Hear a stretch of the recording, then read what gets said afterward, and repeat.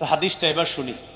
ওয়ামান ওয়াকাআ ফিশ শুবহাত কারাইন ইয়ারআ হাওলাল হিমা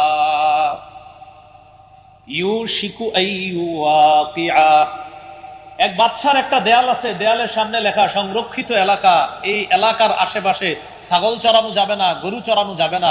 ছাগল গরু চড়াইলে এই দেয়ালের ভিতরে ছাগল গরু ঢুকার সম্ভাবনা আছে। আপনি কি করলেন, বুদ্ধি করে গরু ছাগল তার দেয়ালের পাশে নিয়ে ঘাস খাওয়াইতেছেন, হঠাৎ একটা ছাগল দেয়ালের চিপা ফাঁকা পেয়ে ঢুকে গেছে ভিতরে। আগেই তো লেখা ছিল এই দেয়ালের পাশে গরু ছাগল চড়াবেন না, কেন চড়াইলেন?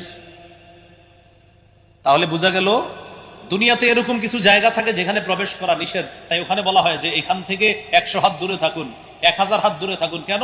এটার কাছে আসলে ঝামেলা আসছে।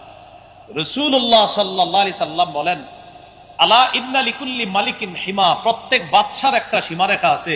ওয়া ইন্না হিমাল্লাহি ফিল আরদি মাহারিমুহু, পৃথিবীতে আল্লাহর সীমারেখা হলো নিষিদ্ধ বিষয়গুলা।